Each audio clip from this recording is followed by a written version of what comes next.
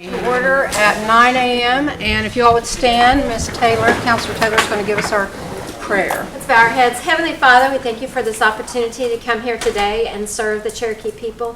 We pray that you will open our minds to the things that will be best for our constituents. We pray that you will be with our servicemen serving both here and abroad. Protect them and keep them from harm's way. Be with us as we go to our own homes tonight and keep us safe. For it's in your name we pray. Amen. Amen.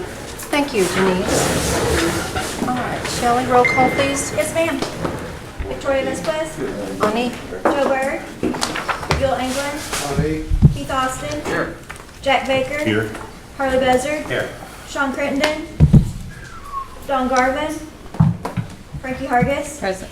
Wanda Hatfield. Honey. Rex Jordan. Here. Dick Light. Here. Curtis Snell. Denise Taylor. Here. Go count. Thank you, Shelley. I need approval, a motion to approve the minutes of last month's meeting. So moved. Second. All in favor? Aye. Motion passed, thank you. We've got a little change in the lineup of reports because I got word that Molly Jarvis is on her way, but she ran into a snag in traffic. So I'm going to move everybody up one. So Cherokee Nation Language Program, John Ross and Wade, would you like to present now? And Roy Boney is away. So we have Wade Blevins today and our wonderful John Ross. Thanks for being here. She already got it. See you. Roy's on travel status, so he's got a few highlights he wants us to report. First is the Intertribal Language Summit was held at Northeastern State University on April 12th and 13th in conjunction with the NSU Symposium. And it was well attended and it was received well. Second, C&B took Cherokee translators to view Cherokee syllabary that was found carved into a rock near Lee's Creek. The translators confirmed it was Cherokee, and C&B enlisted an archaeologist to create a cast of the engraving for preservation. Third, on May 11th, the Cherokee Speakers Bureau was held at the Community Ballroom. Our next meeting will be held on June 8th at the Community Ballroom, and we invite all Cherokee speakers to attend. The council members have an open invitation to attend our meetings, which is held second Thursday of each month, starting at 12:30 with lunch, and the meeting starts at 1:15 to 4 o'clock. Last, the Cherokee Language Teachers Training Scholarship application is due on June 15th. The application is available on cherokee.org website on the College Resource Center page. And this is Wade Blevins, and he will conclude our report. I've been asked to report on our Ignite Language Conference.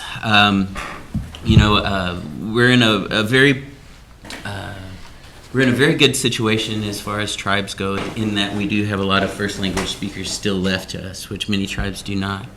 But I think our language revitalization efforts have been not as effective as they could possibly be because we haven't really worked out methodology and pedagogy. And so on June 19th through the 21st, we're bringing people in from ACTFL, the American Council for Teachers of Foreign Language, and NACESFL, and we're going to bring them in for training. It'll be open to all tribes, but primarily Cherokee Nation language people, and it will attempt to bridge that gap with our first language people and to give some cutting edge pedagogy and methodology for our teachers of Cherokee language according to the latest findings on language acquisition. So we'll be doing that June 19th through 21st. What else? We would welcome your questions. Yes, Counselor Buzzer. Wait, who did you say you're bringing in? We're bringing in people from ACTFL, the American Council of Teaching a Foreign Language, and NACESFL, the National Council for It's another foreign language for world language. Okay, and I understand that we may be looking at expressing or teaching it in a different method than what we Yes, had sir. in the past. Is that not, Yes, am sir. I understanding that right? Yes, sir. We're going to look at the methods, the little tips and tricks, to help people acquire language and to help focus more on conversation and more on actually being able to communicate with each other rather than, just words and lists and those kinds of And things. that's what I understand. And I know I've been to these Cherokee classes a couple of times, and I just can't put those things together like carrying on a conversation or even making a sentence out. Mhm. And I understand this is what you're going to be looking at with this company here.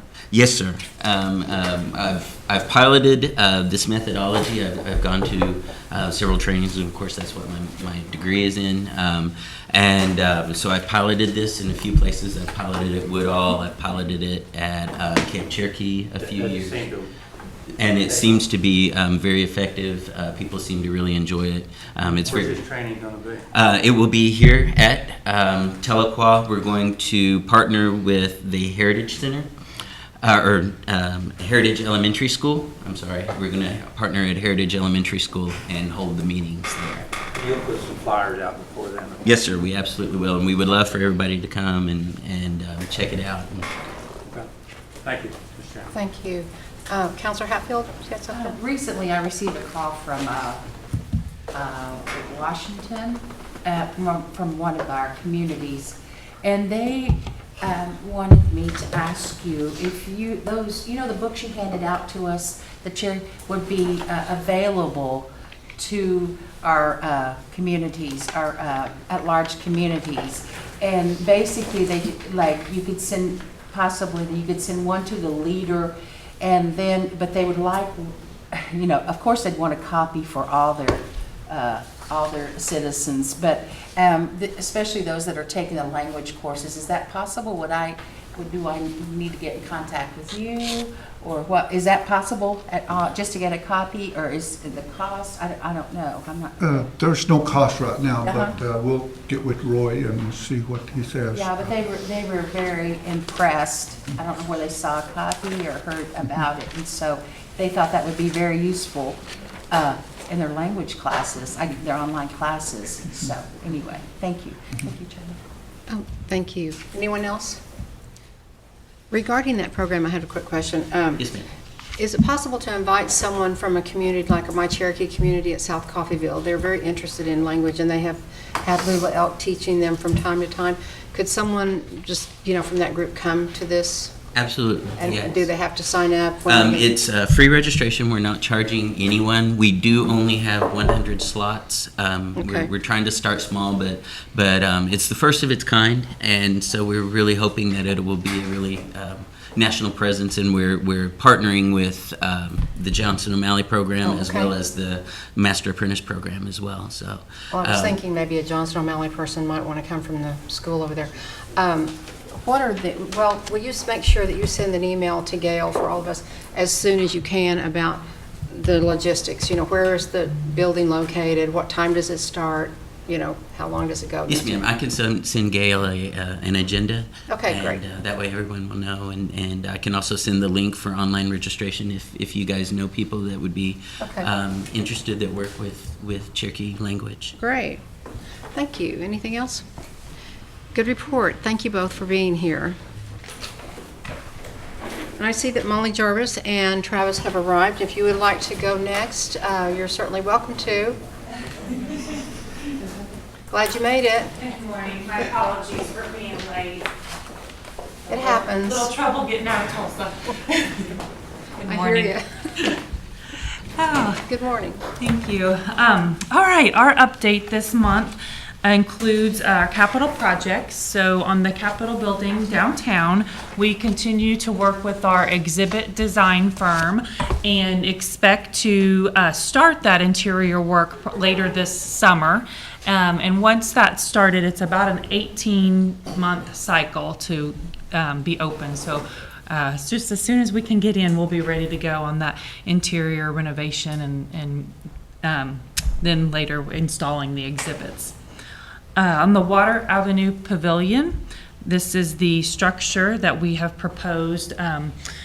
The bids came back on this structure higher than we expected. So we are working on some alternate designs and an effort to get those costs reduced a bit. So we're presenting those to administration and then to our board next week. So just a little bit of rework there on that pavilion site. On the pathway in downtown Tahlequah that we're planning, we're just completing design work and still working through exactly what that looks like. So not really ready to bid anything out there. Saline Courthouse, we continue to work there and kind of revise and rework the plan. We are in the process next week of presenting to the cultural committee of the CMB board some recommendations for work to be done, still including the trails, picnic tables, and some work there. Our concern is we don't have a staff member on site there, so presenting some recommendations based on that to the board with some options. Sequoia's Cabin is coming along very nicely. We have that site fully staffed now and are in the process in the next couple weeks of installing the new exhibits in the cabin space. And we've remodeled the restrooms and the first cabin there that will have the admissions and kind of a small gift shop, and that'll all be ready toward the end of May. And so we'll plan on having a date for some type of opening event, probably after Memorial Day. But it's coming along very, very nicely at that site. And then retail, we had our Cherokee National Treasures book event launch on April 13th, and now actively selling those books in our gift shop and online. They're in all of our retail locations and online. Museum promotions, just a week and a half ago, we had our gravestone workshop, and that's always a very well attended workshop that we do every year. And then we have a new exhibit that has opened at the Supreme Court Museum called Oddities of the Advocate. Kind of funny or interesting stories from the Advocate from long ago. So just kind of one of our temporary exhibits for you to see. It will be there through November. And then we will begin our summer story session called Stories on the Square every Wednesday. We'll be beginning that in June down on Capitol Square with Janelle, our storyteller, or our tour guide and storyteller, and then we'll have some others there too. Let's see. We do have, we discussed before the trip, that is in September to Cahokia Mounds. I will say that sales of that are not going as quickly as they did for the East to West tour. So if you know any constituents or have anyone that you know of that would be interested in that trip, please have them get in contact with us. We're kind of going to make a go, no-go decision by July 1st. So we'd like to have at least a group of 10 to take on the trip. That's going to kind of be our minimum. So like I said, if you have anyone that you know that would be interested in that, please let us know. It's just a 4-day trip to St. Louis. The cost is very affordable, and it's a little bit shorter trip so people are not off that entire week time frame, and it is over a weekend.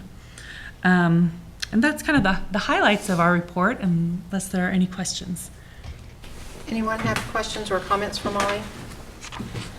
I do about that trip, Molly. Yes. I personally am interested and possibly could take another person with me. How do you sign up? I'll send you the link to do that. We can sign you up. Okay. Yes. And tell me the dates of the trip. Oh, gosh. Travis, do you remember exactly what the dates are? September 26th through 30th. Yeah. September September 26th through 30. Okay. We can send all the council the link to sign up and the information number. That's a beautiful place. I went there once and had a booth for an art show there, and it's one of the best architecturally sound mound sites I've Yes. seen, and the museum is fabulous. seemed like I had some, Cherokee Days. Heard something about us having a Cherokee Days at Gilcrease. Can you Yes. comment on that? Yes, I will. Gilcrease is working on an exhibit with Dr. King there to highlight Cherokee history. It is going to be an interpretation of Cherokee history from the 1700s through the Civil War. And that will open in September also. And the day that we are holding for our event is Sunday, September 24th. And that will be, if you will, kind of a mini Cherokee Days. Like we'll have artists and storytellers and the choir, and kind of be a day for Cherokee citizens to come and enjoy that new exhibit at Gilcrease. Is there a flyer online that you could send me that I could email to? Like, my Yeah, groups? I don't have the collateral yet, Okay. but we expect that anytime, and we Good. will certainly distribute that. Yeah, we haven't received that from Gilcrease yet. Okay, thank you. And if I may, in that same kind of category, I'll go ahead and prep for this. In October 24, 25, 26, NMAI will be opening their exhibit called The Americans. And that is where they feature 4 Native American stories that people kind of know the history, but not the whole history, maybe told from the Native perspective. So there is a central exhibit in that display that kind of tells you about daily items in our life or things we see every day, but maybe not really think about the Native name behind them, like Cherokee brand clothing or a Tomahawk missile or a Black Hawk helicopter. So there'll be those kind of things, and then there will be interpretive space for the story of Pocahontas, Thanksgiving, the Battle at Little Bighorn, and Trail of Tears. And so we've been working with them on the Trail of Tears exhibit, and it actually has the biggest square footage of the exhibit space. We have about 2,000 square feet that they will be displaying the Trail of Tears history for people to see. So that will be an event that will open to the public on October 26th, with a media event on the 24th and a planned Cherokee reception on the 25th. So we get a reception right before the general public opening. Great, thank you. All right. Oh, yes, Counselor Buzzard. Back to Link House, and you may have said this, I may have missed it. On the trail, are we ready to start marking or grading the trail, clearing the trail is what I want? I believe, and Travis, you may speak to this a little better than I can. The trail is great. I mean, well, cleared. Okay. Yeah. Yeah, we'll go in and do some additional cleanup of some of the underlays, but one of the options that we were discussing with our cultural committee is kind of leaving trail is and letting kind of the foot traffic, beyond what it's put now. We're not recommending to put any type of surface material or anything on the trail. Okay, yeah, I understand that. Okay. The other question, and you mentioned about a caretaker for that place over there. Are you thinking about you need to have one there? Is that what you were saying? I think the amount of improvement we do at this time Yeah. will depend on whether there is a person there to oversee it or not. So yeah, some of our we are not recommending hiring someone yet, so our recommendations kind of take that into consideration, that there's not a staff person there. And you said overseeing. Are you saying overseeing the remodel or the construction, or somebody to No, oversee the somebody site? to physically be there every day to Okay. keep up with the site and greet people and give history, right, that type of a staff person. And we just don't have that yet. Well, let us know, or let me know, or let some of the council members know from that area. Yeah, we don't have plans yet to hire someone, or that's not in the budget yet, but, and so I think our improvements have to be contingent on that fact. And that's, I've always said, that's one of our prime jewels out there that's taken so long to get it up and going. And I think you'd be surprised. I don't know if we have a counter out there for weekend people to go there. It might be interesting if we could put a counter out there and just have to see what comes and goes out there. Maybe you have that information? I don't, but I do know that when I've been there are people there. Every time. Yeah. All of them. I know Michael Lynn has some counters over in Rose. I'll just check with That them, would be see if we can interesting. put one out there. Okay. Thank you. Counselor Hatfield? What is the status of, or maybe our involvement with the Museum of the American Indian in the city? I know I've seen. Oh, the discussion. American Indian Cultural, yeah. Cultural Center. Mhm. Nothing really yet. Yeah. I've met with them. I know that they just recently hired James Pepper Henry from Gilcrease to now go and head up that museum as the executive director. We have a very good relationship with him from working with Gilcrease, but nothing officially yet. Okay, thank you. And Counselor Lay, did you have something? Did Oh, you have? yes. Thank you, Madam Chair. Molly, on the Capitol building, it's, I guess, in remodel. Will it be open for holiday or? This year, I don't know if I can answer that yet. But we can certainly keep that in mind because I know we always use that for kind of a site to refresh. So we can certainly keep that in mind, and I can keep you updated on that. And the Water Avenue Pavilion, is there an artistic rendering on what you want? Yes. Or something? Yes, there is. It's based on the 1853. Is that 43 painting that John Mix Stanley did, and that painting is actually hanging in the Capitol building. A copy of it is hanging in the Capitol building. So yeah, there is an artistic rendering, and we've had it architecturally designed and bid out. I'm happy to share that with you. But yes, it's based on the painting of that peace gathering that happened at that time. Yeah. Well, Yeah, it's a large site. It's about 4,600 square feet.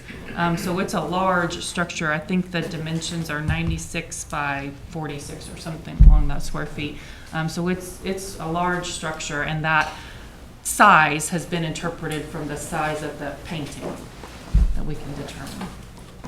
Yeah, absolutely. Anyone else, comments or questions for Molly? Good, thank you so much, Thank Molly. you. Good report. Okay, our next presenter will be Rob Doherty, representing Community and Cultural Outreach. We're glad to have you, and Tammy. Well, no, glad to be back. Good morning. Not quite ready for a foot race, but getting there, so. See what we got? See See what we want is. You have your April report in front of you. If there's any questions, I'll entertain those at this time, or any explanation, or try to anyway. Now, I wasn't here, so I suppose they carried on. They did. They increased the numbers a little bit, so maybe I ought to be going some more. With all of our facets of the CCO. On personal thought, before any questions, I want to say thank you to some of you that called. Oh man, I didn't realize it was going to be that big an ordeal, but boy, unless gentlemen and women, unless you don't really need a knee, don't get a new one. It's a little bit more. So I appreciate the thoughts. Well, leads is Nagala. Any questions? Anything pertinent to the report? If not, let me bring their attention to, and I'll yield some of my time to our language people, but you received a formal invitation of our conference that's coming up next month in Tulsa. And this is just a quick reminder, but you've received your formal invitation. We would really encourage the council people to come, because we're going to award about 30 or so different communities, and possibly some of them from your constituency. I think last year, I think Ms. Taylor and I believe Ms. Hatfield were there last year, and it's a great opportunity, because each time one of the communities receives one of our awards, it's a picture, and they'll ask, and they look around to see. They look around to see if their council member is there, or people, and their representative. So we invite you to come. It's 2 full days. It's June 9th and 10th at the Wyndham. It's about 41st and Garnett, I think. It used to be the old Southern something. I can't remember exactly what it is. But it's 2 full days. It's about 450 people.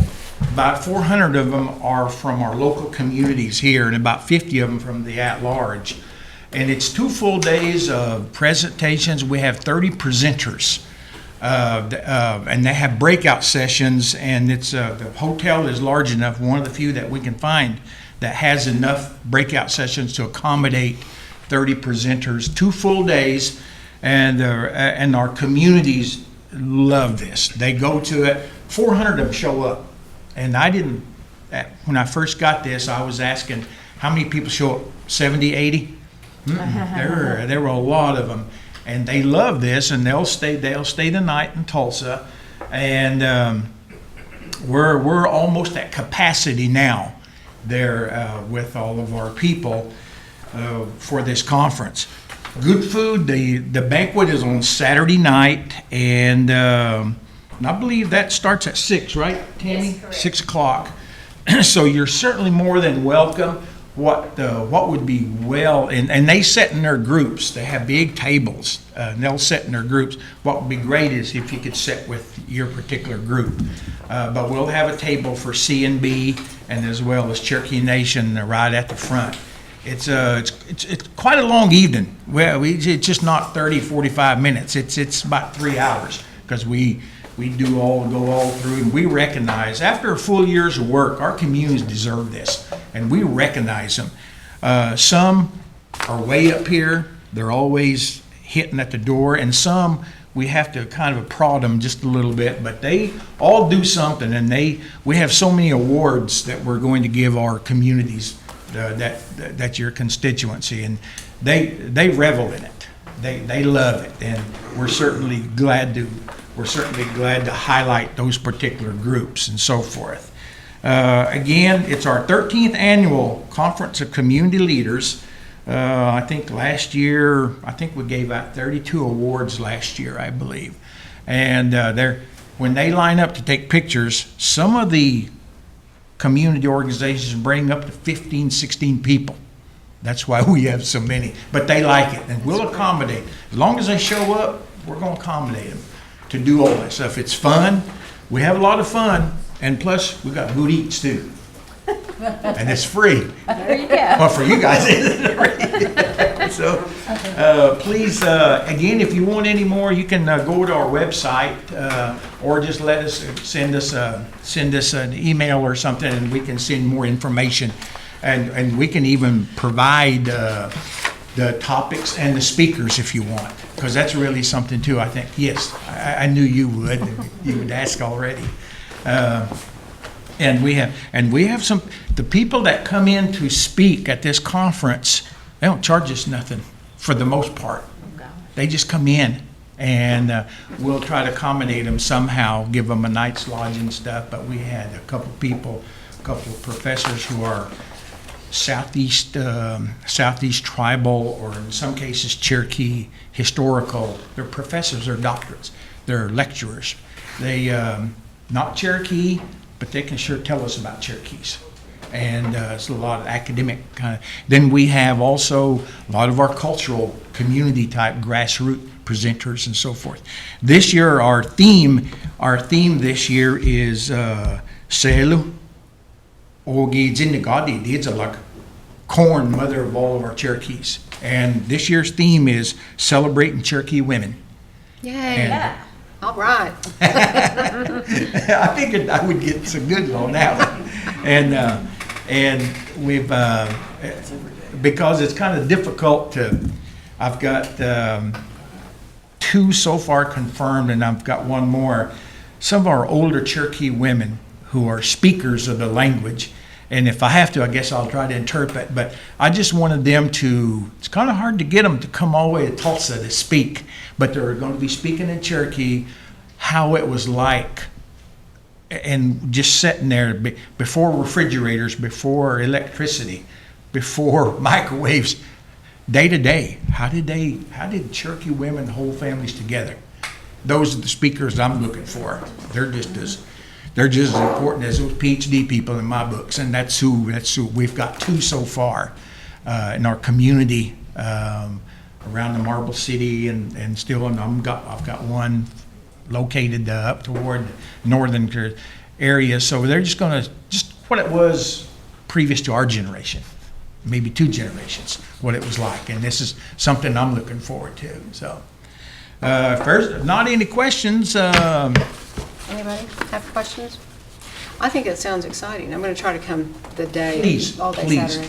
Come to both days, come to one, but definitely come to the Oh, yeah. awards banquet. Because you'll be surprised at the caliber of our speakers, pertinent to what our Cherokee people do in our communities and so forth. Well, no. Very good report. Thank you for being here, and I send you blessings for healing. All righty. And now we've got, yes. Oh, sure. Come right on, gentlemen.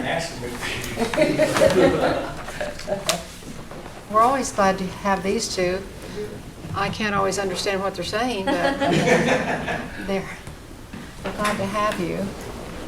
Siêu Nagad Di Tilawig. You can introduce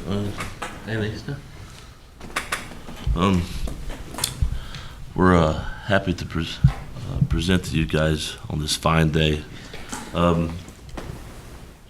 We're on target with our participants in our class. We had a new group, as you guys know, of 8 that came in our class in January.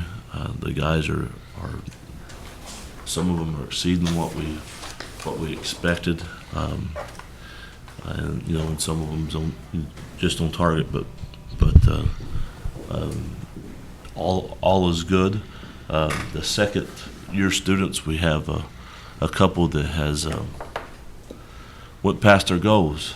We thought that on an actual level, we thought that we would possibly, as a stretch goal, only meet intermediate high, and we have a couple that's already at advanced low, and they have several more months to go. So we're super excited about that. Our participants did engage and present in the Language Summit initiative on April the 13th. They did a good job. We are in the process of partnering up, as Wade said, with JOM and education to be involved in the Ignite presentations and conference. We've got all of our people that we need to get hired for our new grant for curriculum. They're all on board. They've been going out to different communities, different schools to get everybody's curriculum. And so we're trying to compile all that, look at that, see where we can improve, ideas that we can borrow, ideas that we can help somebody else with. We're finding out that one school may have a great idea and it's the exact thing that another school needs. So it's working out rather nicely. Ryan started a new self-assessment tool that he's worked on quite extensively with allowing our participants to not only us video them and assess where they're at in the language, to allow them to self-assess themselves so they can start doing their own stretch goals, which has been really helpful for them to understand and know the different levels of proficiency.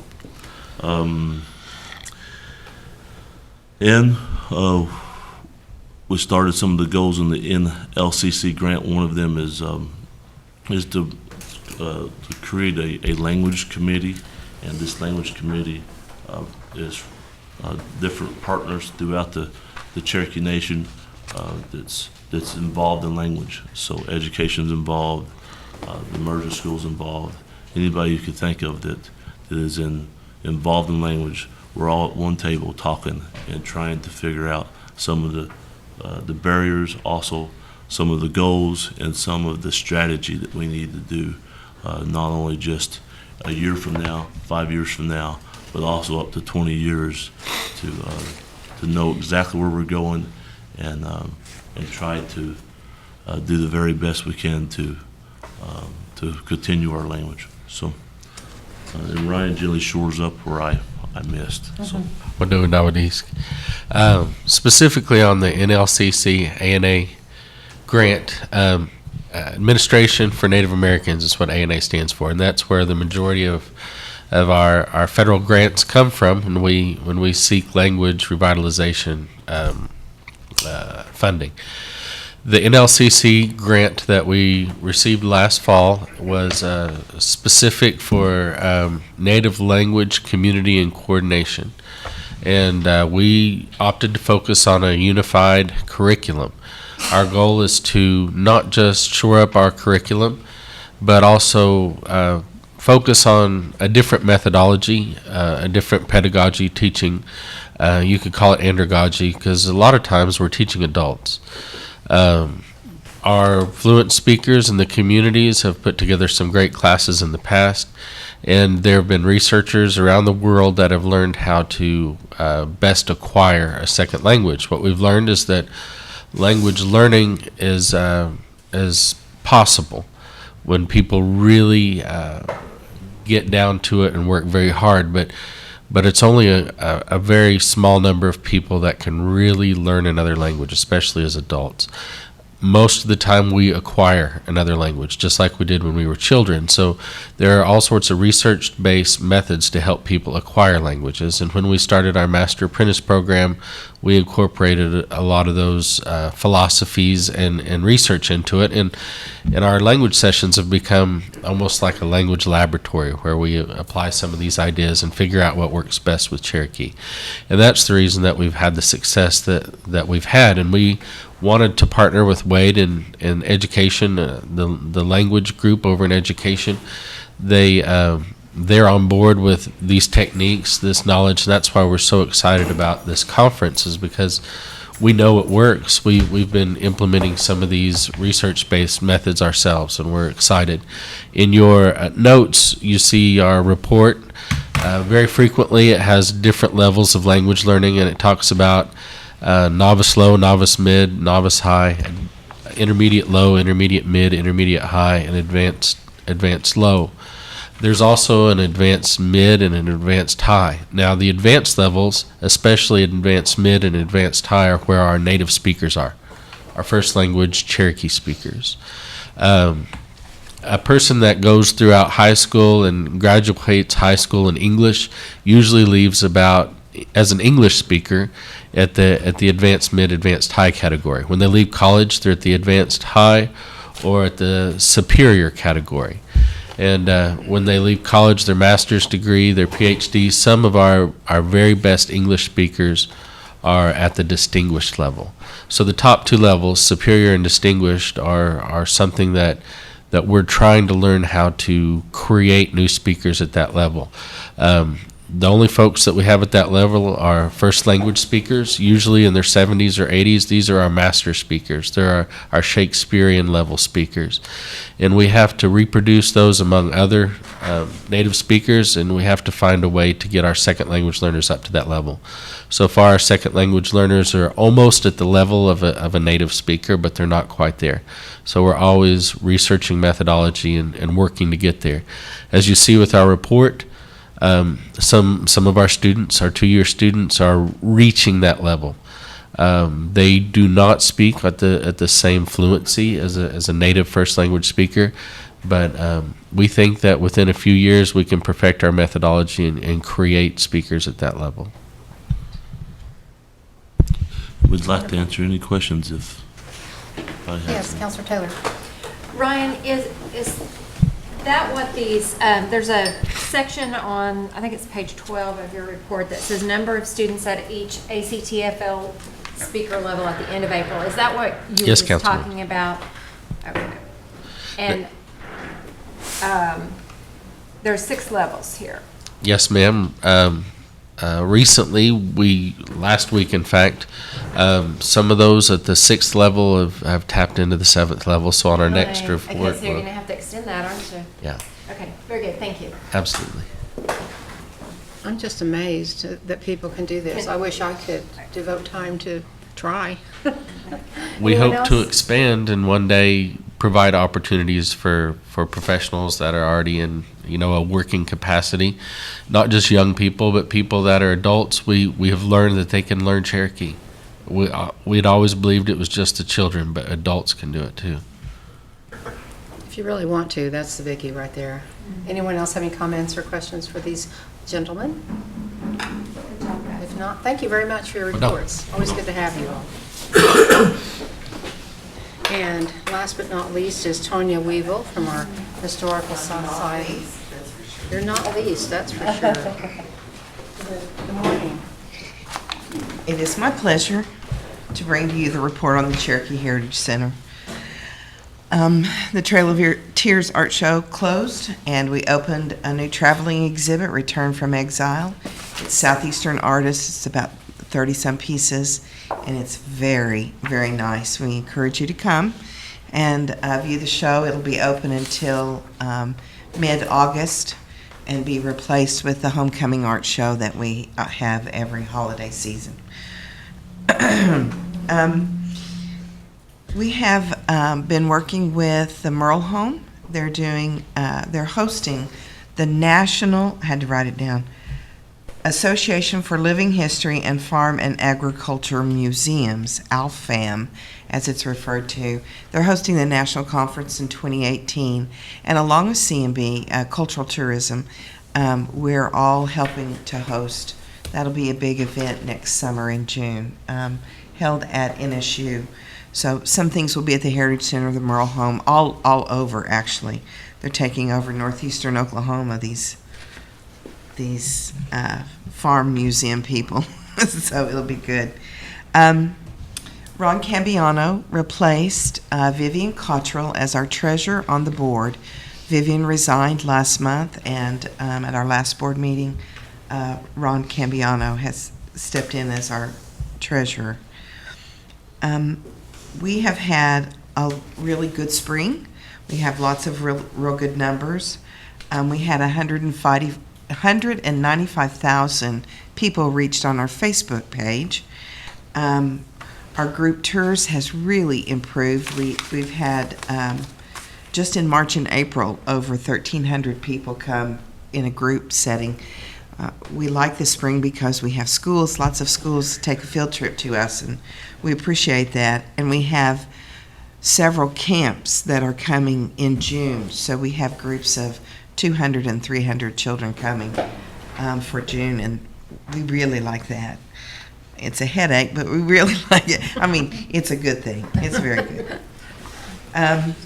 Of course, just for the year, genealogy continues to be our most visited program, over 4,000 contacts since the first of this year. General on-site visitation was 1,591 for March and April. We are also happy we're working on the 7-Star Gala, which is our major fundraiser for us.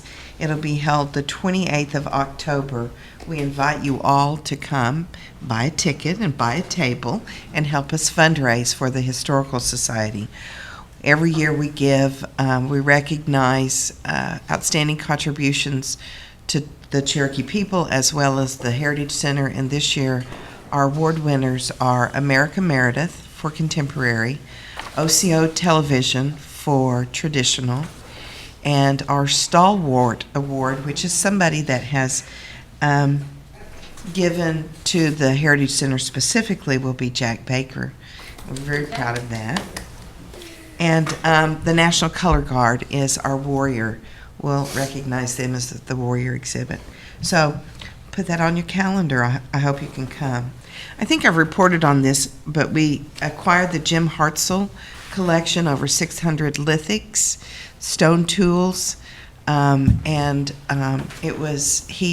he was very kind to us, and we visited with him, and so we have those in our collection. We still haven't cataloged them, but they're there, and I'm telling you, there's a tool. I got to handle it before. I had to put a glove on. It's a round tool about so big and about so wide, and it must be a grinder or a pounder, because when you put your hand on it, your thumb, there's a little spot just for your thumb. So you know it's a very useful tool. It was just almost gave me some chills when I touched it to think how innovative that was. Noel Grayson was filmed for PBS's series Craftsman Legacy. It'll show in the fall. It's kind of like a Dirty Jobs television where the guy learns to use his hands to make something, and Noel's instruction was on an arrow.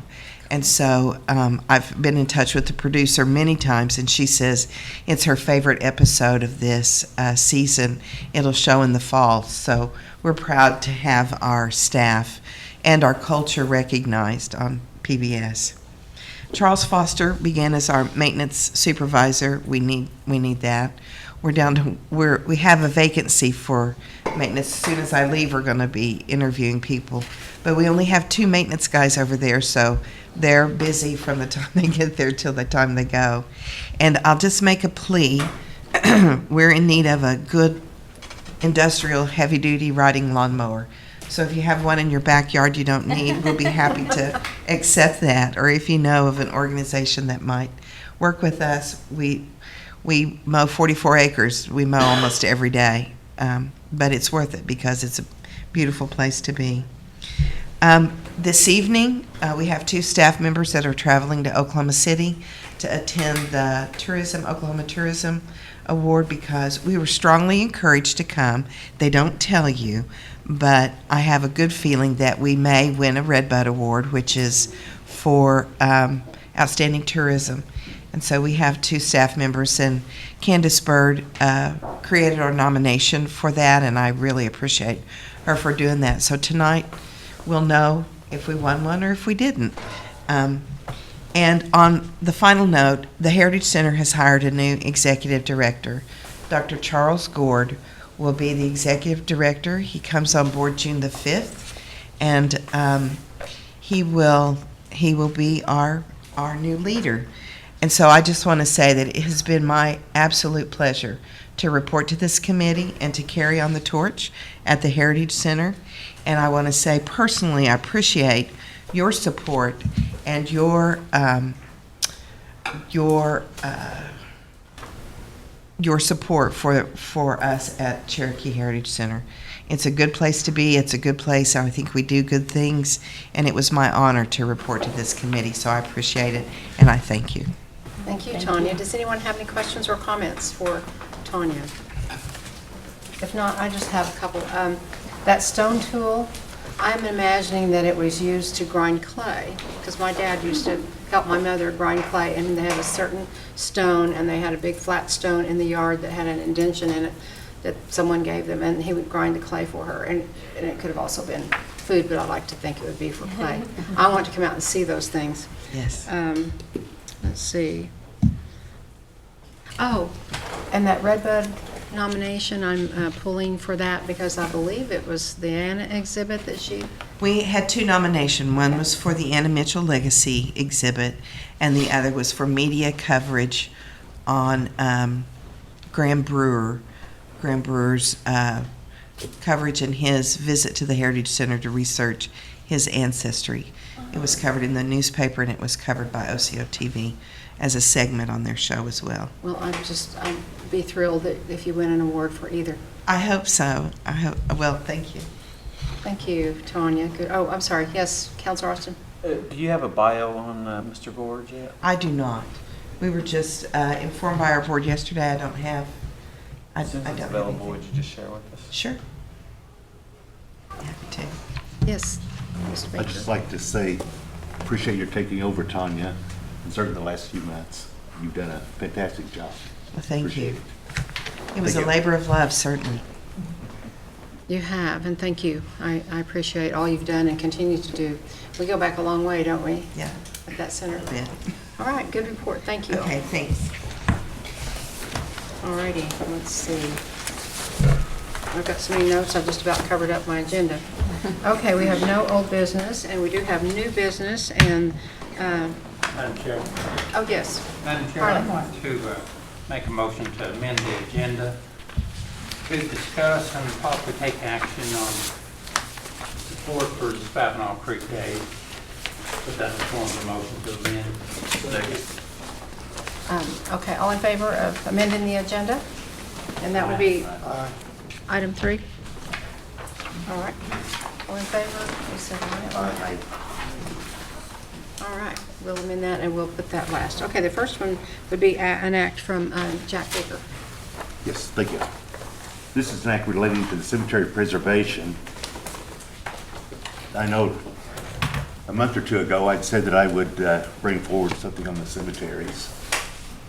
Now, this act, it adds the traditional or historically significant Cherokee cemeteries, but then it changes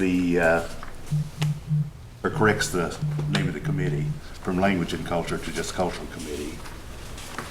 And the main item is item I, and this is what was passed in 2007 in Legislative Act 0207, but was left out of the code book. So when the code book was put together, this amendment was not included. So this just changes it right back to what we had done back in '07.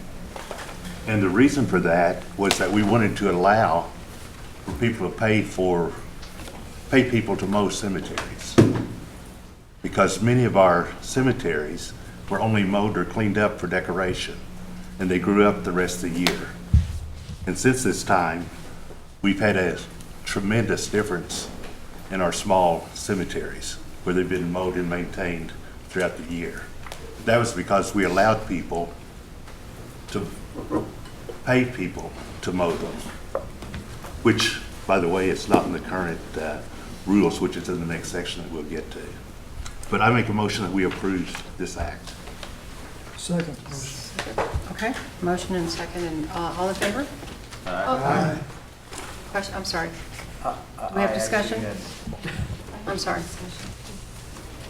Discussion, under section 4, subsection A, a total of $40,000 to be expended equally among council members. Frankly, none of it gets spent in my district, but I'm not saying it should be. That's not where the need is for this. The concentration of these cemeteries are much more here, you know, in the counties we're close to right now than they are in my area. I'm not sure that's an appropriate way to say that.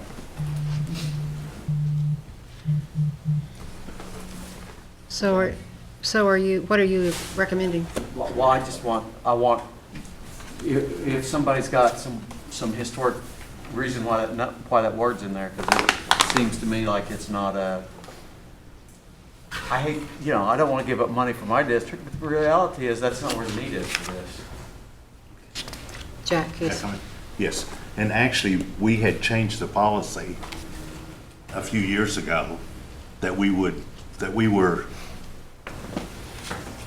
recognizing every cemetery that had applied, that we were approving it, and it didn't matter which district they lived in. So I would be willing to accept a friendly amendment to strike the to be expended equally among council members. Councilor Lay has a comment.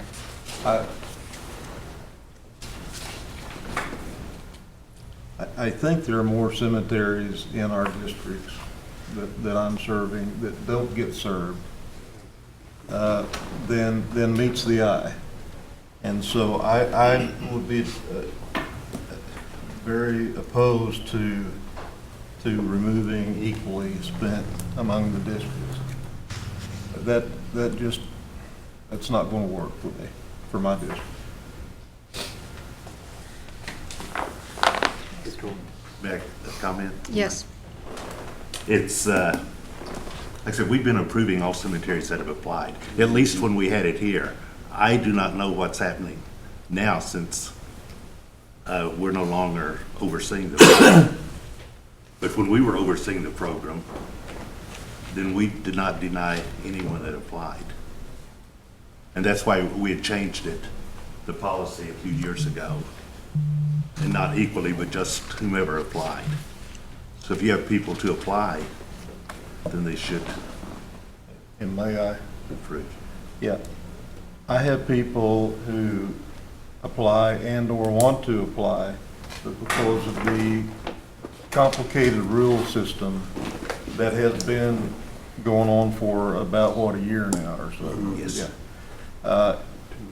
They look at all this stuff and they say, oh, to heck with that, you know, we're just, and now you get to the point, what you just said, these cemeteries haven't been taken care of, and I get calls, well, we need somebody to help us because now a tree has fallen over the tombstones, or a big tree has fallen over the fence, and the cows are getting in. And I just had that at Batoka about last week. And these and it's usually our older generation that are taking care of these cemeteries. And trust me, I can't go pick up a tree anymore either, just like they can't. So I'd be absolutely opposed to somebody removing to expend equally among the districts. Cherokees are the same everywhere. Show me where one Cherokee is better than another. And you know, there are cultural cemeteries all throughout the 14 counties. And so I would be definitely opposed to removing expended equally, and to limit my people to what somebody else's people get. It ain't right. We've been facing that a long time where I come from, and that's one reason I came down here, is to straighten that out. Thank you. Thank you. And Councilor England, you had. Thank you, Madam Chair. And I've just got to echo just exactly what Dick just said. We have battled this equal thing, and to remove equal out from us in our area, we have cemeteries now, and Councilman Austin, you have a cemetery in your district right now that is overgrown, that because they do not have the money or the means to hire somebody to mow that Victory Cemetery. The grass is 2 foot tall up there right now. And so we've been trying to find somebody to mow that one now, and that's the only way we can get ours done, is to hire somebody to mow, because all of us are getting old. I hate to admit it, but we are getting to be the elderly people. And we've always taken care of them. We got like 5 or 6 up there in our area that are historical cemeteries. And Jack and I was just talking about one on the Caving Bay site last night. And so I'm like Dick. I don't. We take equal out, and we're going to be hurting up north. So that's all I have to say. And I totally agree with Jack too. So thank you for bringing this up. All right, Councilor Crittenden.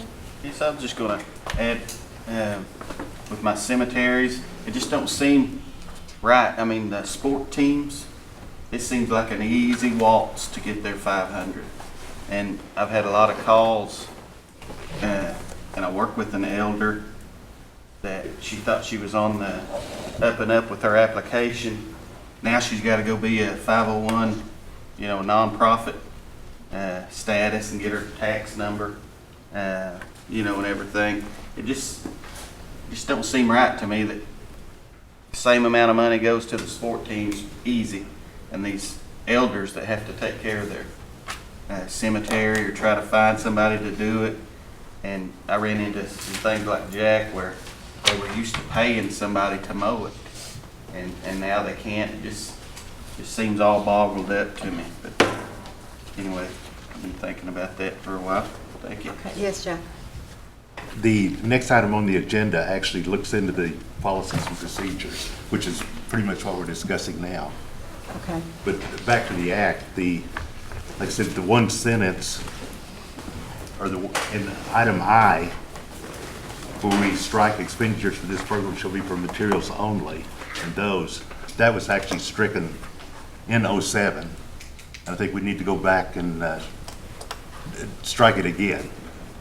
So you want I to appear as you have it here, to striking through expenditures, yeah. And that's the way it should be, other than the code book did not put that in there.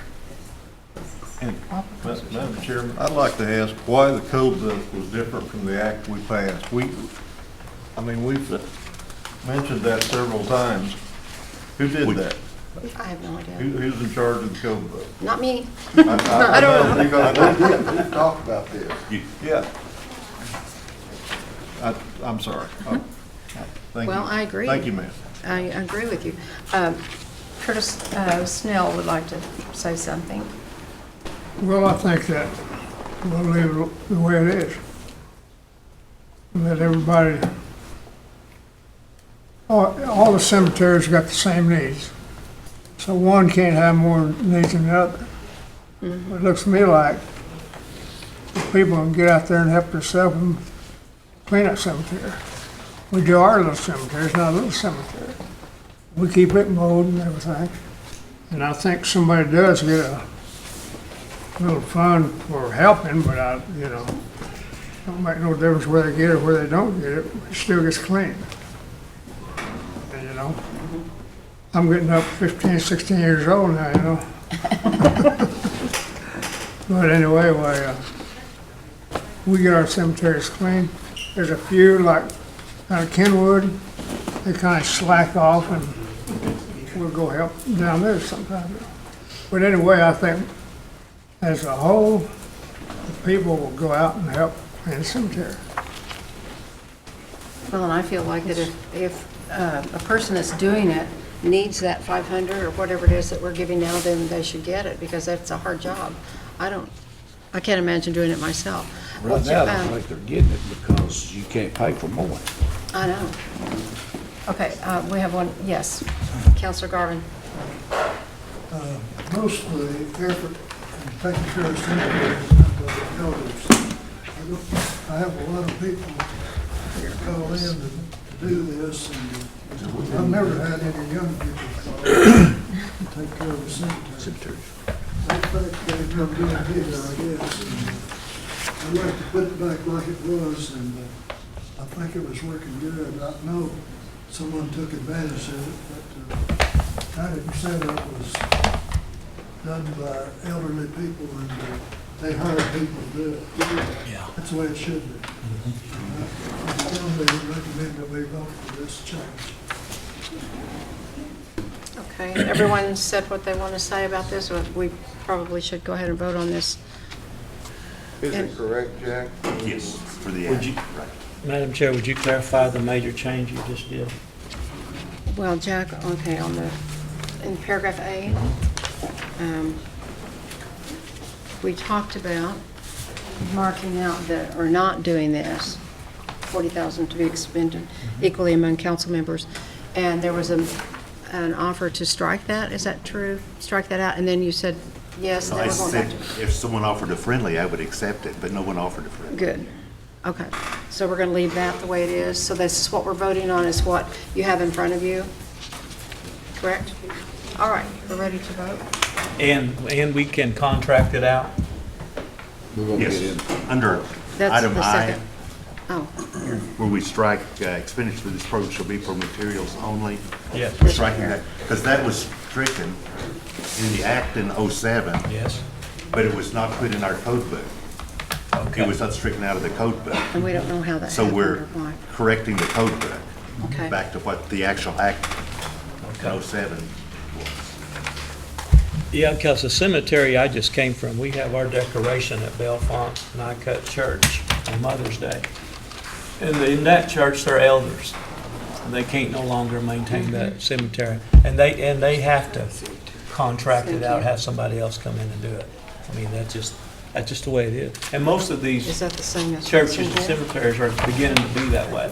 The younger generation are too big on, they're too busy in shopping malls and on these fancy things that we have here. They don't like to mow the lawn. They don't even know what a weed eater is. So anyway, yeah, I'm in supportive of that.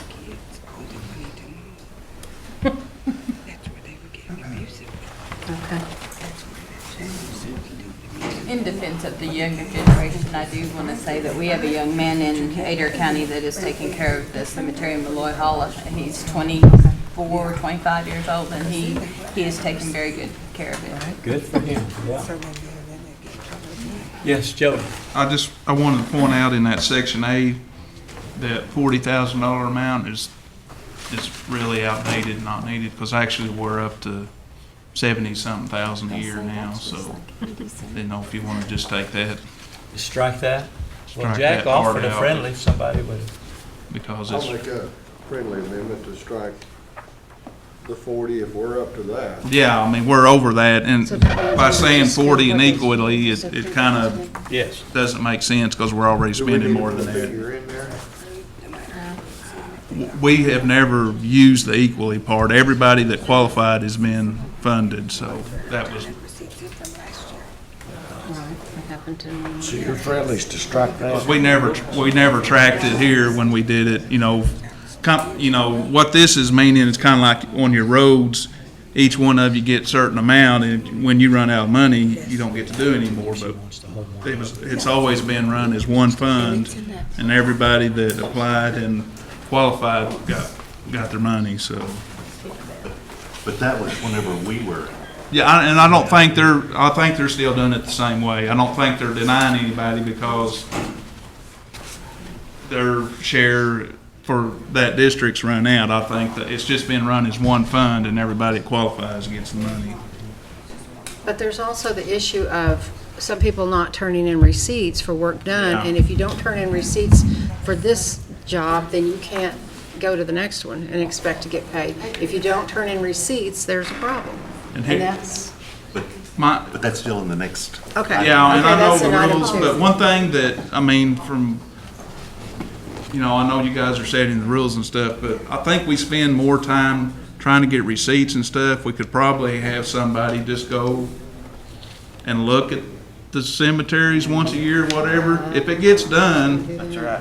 what does it matter if they bought $20 worth of gas versus $20 worth of, I mean, if the job's getting done, to me, that's more important than trying to. I agree. If a cemetery looks nice, leave, I mean, I know they spend a lot of work administratively trying to get the amount of receipts and adding them up. I mean, they got a Walmart receipt that's got toilet paper on it and weed eater line, and trying to figure out, I know we did that here, and I'm sure they're still having to deal with that over there. If the job's getting done, to me, it's getting done, so. Are we clear? But that's being the rules part. Okay, we want to amend, Councilor was it England made it England? friendly to strike the 40 because it's irrelevant. Just strike all of 8 Yeah. or just the 40,000? Jack, do you understand the friendly? Well, but I'm not sure the way we need to word it. I know. Buell, Do we need to strike the 40 or add the correct number? but it obviously goes up every Well, year. I would just say money appropriated for cemetery maintenance. And not put an amount, and not put an Right. amount? Yeah. Okay, is everybody on that? Yeah. So read, Did my second, did somebody second? That's fine. okay. So read We're what that we're would say. changing a total of $40,000 to money appropriated for cemetery maintenance. Okay, money It appropriated is, for cemetery maintenance Yes. to be expended Jack, equally? just to Is that clarify something? that, is that maintenance where these people, these cemetery organizations or whatever, they can pay people to mow? right. Well, that we have to get to in the next Oh, item in on the policy, agenda. Okay. So are we ready to vote on, say that again, on how you want A to sound? Money appropriated for cemetery maintenance is, and then it says to be expended equally, which I think we should strike that whenever we're approving all cemeteries, Okay, regardless. so we forget the to be expended equally among council members. Okay, Money appropriated for cemetery maintenance shall be used for or all money is appropriated All shall be money. used for preservation and maintenance of traditional or historically significant Cherokee cemeteries. you got that, Shelley? Okay, everybody ready to vote on this? Okay, all in favor? Aye. Any opposed? Okay, motion carries. All right, and then that moves into 2, and we got to get moving. We're 10 minutes past our hour. Of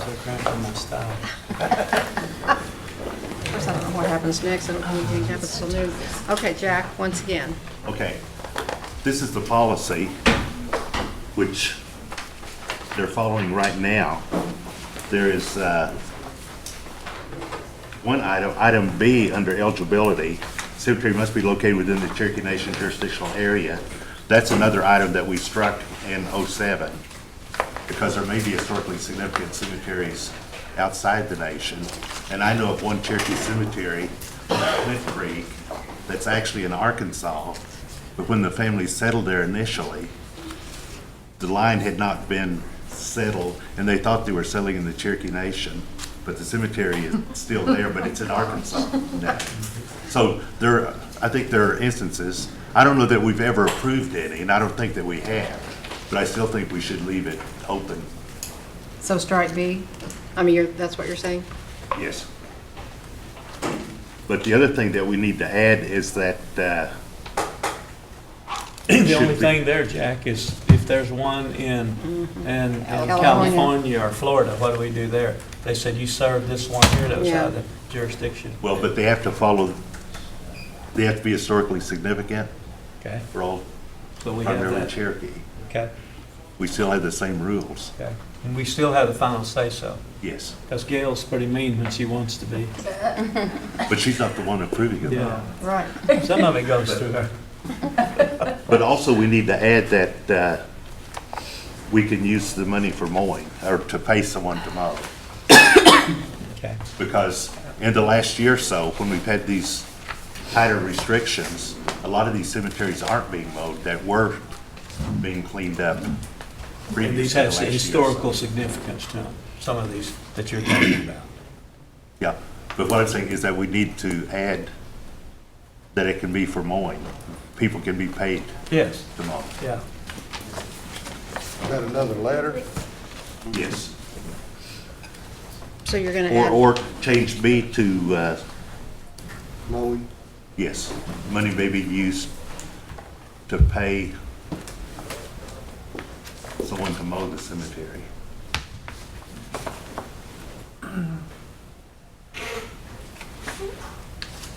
But also, which Councilor Crittenden and others have commented on getting the tax ID number. When we agreed to these policies a year or so ago, we were told that it would only take 5 minutes on the computer, and that if someone came in, that they would help them with it. Well, I know when the people from the cemetery at Chewy came in, they said we were just given a stack of papers, and they did not offer to help us get the tax ID number. So I think we should only leave that on there if,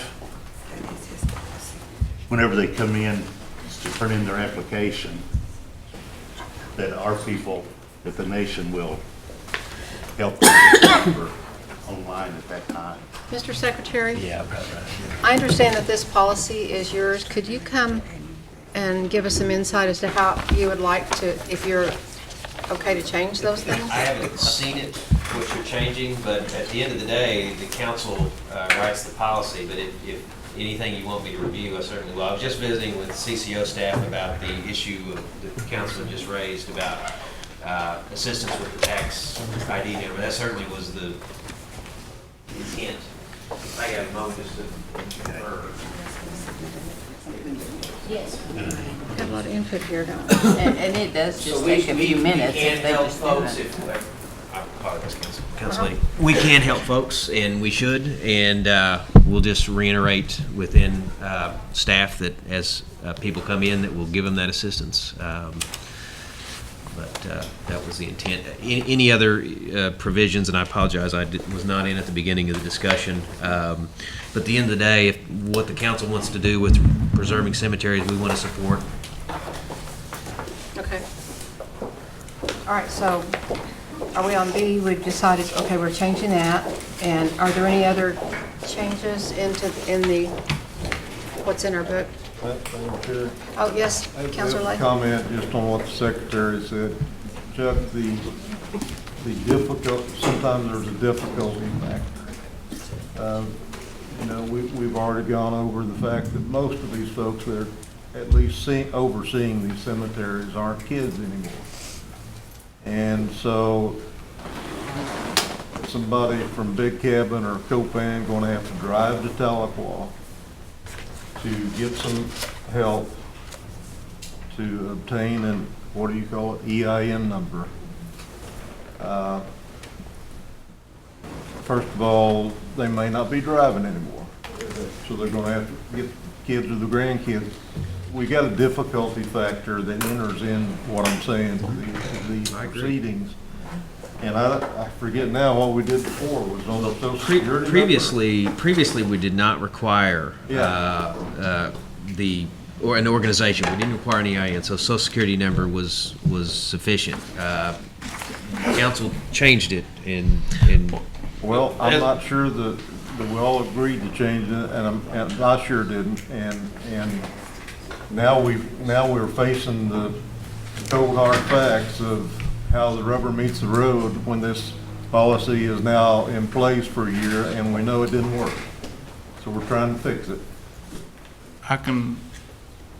I was in on part of the discussion, which obviously I didn't approve, but reason why I think they put in about having the board or whatever is because Uncle Joe would come in and get the $500, and then the next week, Uncle Bob would come in and want the same $500 for the same cemetery, so I'm not sure it was Uncle Joe or Uncle Bob, Yeah. but I remember one individual in particular, but here, so in order to take care of a problem, we made it so much difficult on everybody else.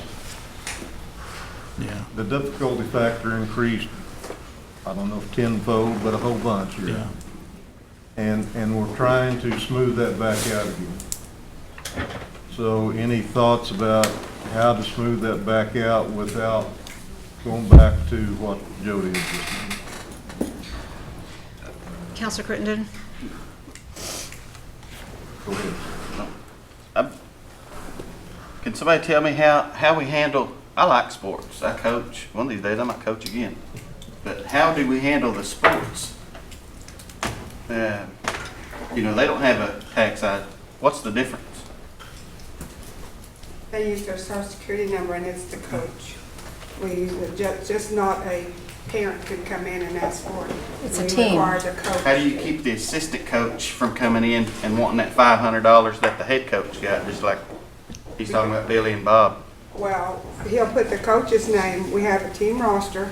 He has to list the coach, all the team members, everything about the team. If he's not listed as the coach, Carla calls the coach. Sometimes an assistant coach will come in without the coach even knowing he's asking for it. Couldn't we do that with the cemeteries and say, hey, this guy's responsible for I have done that. When I was doing it, this lady with this man was just taking care of the cemetery. I got used to that person asking for it. All of a sudden, a new person would come in and I'd say, well, so-and-so does that. Because you get to know the people that do the cemeteries. So I would call the person that I've been writing a check to. And they would say, no, I'm still taking care of it. But I had another family member just decide they want to put in the money for that cemetery. So then I was busy all the time calling. The other person, have you given it up? Have you given up to this person? No, I'm still doing it. Well, then this one said, no. So then I had family feuds in my office and on the phone. That's why we got, the social security numbers wasn't working. I just don't see a need for the EIN number. That's just my opinion. I mean, if you guys want to handle those calls, because like I said, I spent days with this person calling me and this person calling me. Well, he blows it. He don't spend on cemetery. They were at the casino. I mean, really, you get those calls and I can't decide who gets it. I only tell the person, this man's been asking for it all these years, been getting it. I'm sorry, until they give it up, you can't have it. Well, I get the calls anyway from the people who's saying that they're having such a difficulty getting it done. So I'd take those calls. Gail, when she did it, she actually built a relationship with the people. When a certain community called, she knew who those people were. But you've always got somebody out there trying to take advantage of the tribe. Well, that's with everything. Yeah, and that's another point too. If they can spend an hour on the phone, griping to you, how come they're not there weed eating? Well, a lot of them are elders. Yeah, but they've got grandkids. Well, I still don't see a need for that. But what I'm saying is, this is probably the best we can do. We're not going to take care of all these people. I mean, there's got to be somewhere that's called that word self-sufficient. someone every now and then's got to step up and take care of themselves. I mean, it's not the, if it's a Well, we've cemetery. had elderly people pay somebody to give Yes. them the money too. It never gets mowed, and that person just took that elderly person's money. Yes. We've had that too, and that person can't get a receipt because that man never mowed but took her money. I still don't see how So, we have such a focus on these cemetery elders, but the sports is so easy, same amount of money. I don't see that. Maybe somebody Sports can. team's a little more accountable. It is. It's Yeah. easier to be accountable with a sports team than it is Yeah. with individuals. and That's we just the verify fact of their life. team members, they have to be 51%. We send it over to registration. They verify all their team members. They have to bring in receipts of what they, for equipment and what they pay on. If they don't, they can't get the next year's money until they bring receipts for the last year's. We do that. But they all bring it in. We see it Okay. different, and I'm just one guy. So All right. thank you. Can we- I got one suggestion. Okay, hold on. Keith Austin's had his hand up for a while. I respectfully, this is a more complicated issue than is going to be resolved right now. It's going to need to be a work group that's a smaller work group that actually focuses on this with the intent of trying to simplify this. I think everybody here comes to the, it needs to be simplified and yet remain to where there's accountability. And I agree, we can't do it right now. I have Yes. one suggestion. Have we looked at contracting this out to maybe a bid process to mow all the different cemeteries and maybe have a lawn group like Sean Shepherd? Sean Shepherd has his own lawn company and say, we'll pay you $5,000 to maintain all these cemeteries for the We year. did have some municipalities try to pick up cemeteries around that they thought somebody wasn't taking care of, and they were giving us 8, 10 applications. Well, when we look, they had cemeteries included that I had a person taken care of. So the municipalities were trying to get up all the cemeteries, but wouldn't go out there and mow. We have How issues much? with that, too. How much are we paying a year? 500 a year. I mean, as a total, how much is this program I costing? think the budget's 70-something thousand for just paying, then there's some staff time and whatever. I really believe we can get this done cheaper if like $30,000 or something to contract with a group to go in and open up for bids, Terrell certified, whatever, have them maintain these cemeteries and mow them. It's a lot cheaper to do that versus paying someone to maintain these. But I have a comment in that regard. I don't believe that a lawn company is going to have the same feeling toward these cemeteries as these family members that are currently handling these things, or people that live in that community. Who's going to monitor that lawn company to see that they did everything they were supposed to do? I think we're getting way out of the box here, and we need to rein this in, either table it or, Let's table it. yeah. We got 2 minutes. Yeah. All right. My time. Yes, Jack. $7,000 a lot of money. By the way, we're just talking about 140 cemeteries, but I'll make a motion to table this until next month. Actually, it's under the cultural committee, so that would be 2 months away. Right, so that gives, Give us time for maybe a work So group. that would, that would give so us that time would to not do help. have a work group and have some. Not gonna work. Well, but other than the fact, can we say immediately that it will pay for mowing? Well, yes, we can do Yeah. that. I mean, we've already got Okay. something in place that's going to continue what we've been doing. Right. We're not stopping it. Okay. Then if we're all in agreement that that we can pay someone for mowing, then I will not make a motion to table. We'll just accept, And leave make it a motion, alone. we accept that part. Okay, yes, Rex? So made a motion to accept the mowing? Yes. I'll second that. Okay. All right, we have a motion and a, yes, Mr. Lay? On E, we're still Yeah, we didn't, bound up on E. And I'm looking at my lawyer and he's not saying anything. Well, I want to be recognized by the chair. yes, Mr. Secretary, you may speak. Most of the time I was on the council, there was just a social security requirement, and I'm mindful that, and I have even experienced multiple people going after multiple cemeteries. It seems to me you either have a mechanism where it's a board and an EIN, which has controls but is also burdensome, particularly if you are an elder and have limitations on computers, or you go to the mechanism of individual social security numbers, in which case you may have to do first come, first serve. The first person to apply for Jones Cemetery is locked in for that year, and if somebody else gets there first next year, otherwise you do have multiple people.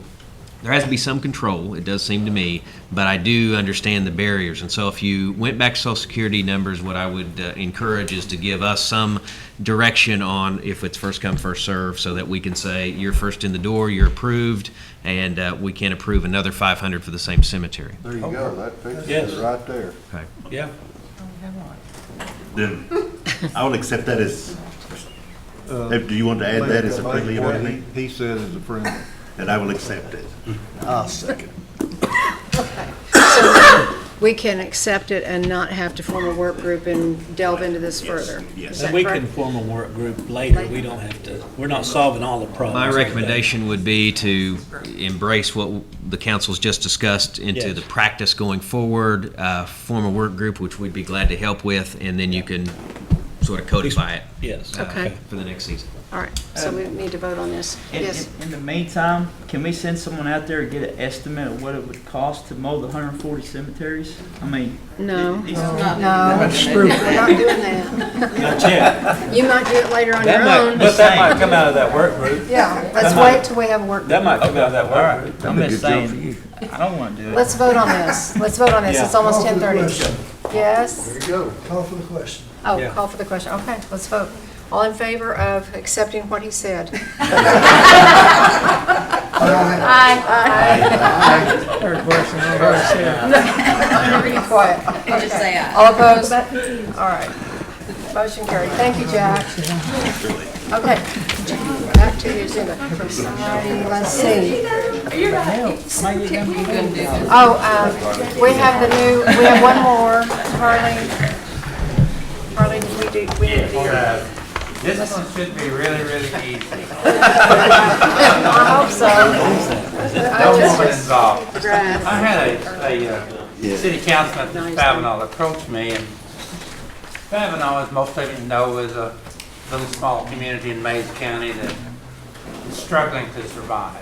The school closed about a year ago, and they really don't have any tax base to do anything, to be honest about it. So what they've done is taken the school over, I guess the state of Oklahoma gives Favenal town the school, and what they want to do is make the old gymnasium and the school an event center to try to bring some income into town. What they want to do is maybe have a powwow, maybe have some cultural activities, arts and crafts there. And they come to me and ask if Cherokee Nation would support a resolution Let me have one of those flyers. authorizing support for Spavinal Creek Day. And I said, well, I'll bring it to the committee and the council and see if they would. So this is what the resolution is in front of you.